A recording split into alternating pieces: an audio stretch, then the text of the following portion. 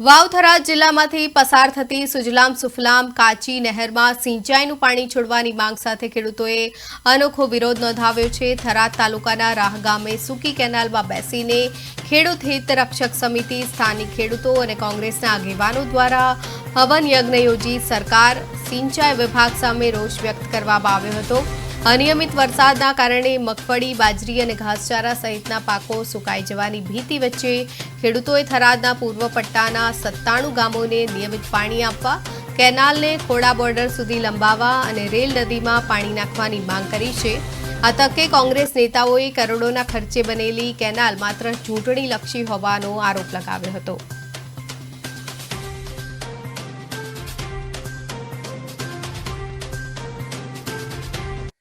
यज्ञ એટલા માટે કર્યો છે કે આ 6500 કરોડના ખર્ચે સુજલામ સુફલામ જે તે ટાઈમે ખણાયેલી હતી, પણ પાણી છોડાતું નથી।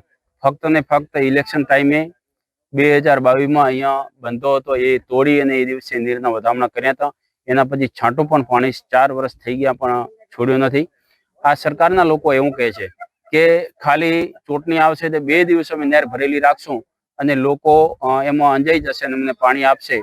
અને ફરીથી 2027માં જ્યારે અમે આજે કમિશન ખાવા માટે પાઇપો જે ખડકી છે એનાથી એક વખત તળાવ ભરીને ફરીથી 2027માં પણ ખેડૂતોને આવી રીતે છેતરશું તો ખેડૂતોને જે અત્યારે બેઠા છે એકઠા થયા છે અને સદબુદ્ધિ યજ્ઞ કર્યો છે। સરકારે ભગવાનને અને સરકારને વિનંતી કરી છે યજ્ઞ થકી કે અમે હવે છેતરાવાના નથી।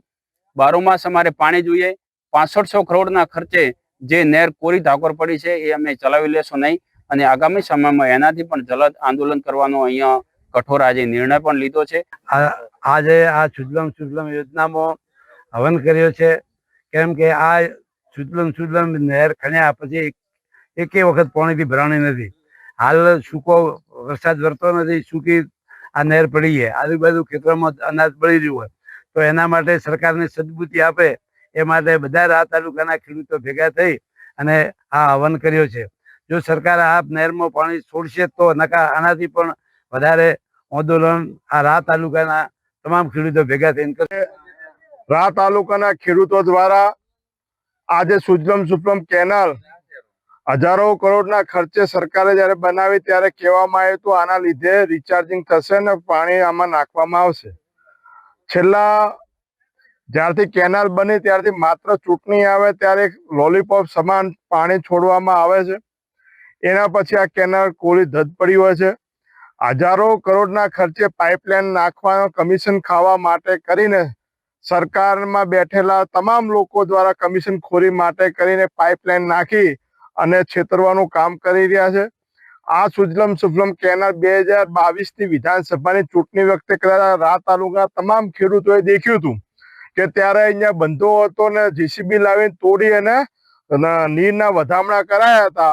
એના પછી આ કેનાલની અંદર આજ સુધી કોઈ પાણી આવ્યું રાહ તાલુકાનો કોઈ ખેડૂત કહેતો નથી।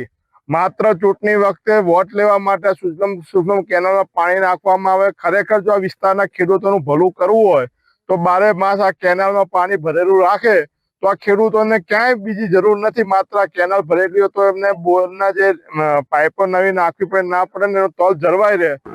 આજે બેવલથી બધા રાના બાજુના આજુબાજુના ખેડૂતો બધા ભેળા થયેલા છે, યજ્ઞ કર્યો છે। સુજલામ સુફલામમાં પાણી આવે, જ્યારે આ ચૂંટણી આવે ત્યારે સુજલામ સુફલામમાં પાણી આવે અને ચૂંટણી પતે એટલે સુજલામ સુકાઈ જાય એટલે પાણી મૂકતા નથી। ખેડૂતોને કુડાઈને વોટ લે છે અને જ્યારે વોટ લેવાનું હોય ત્યારે પાણી વાળે 2 દાડા અને ચૂંટણી પૂરી થાય એટલે પાણી આવતું નથી।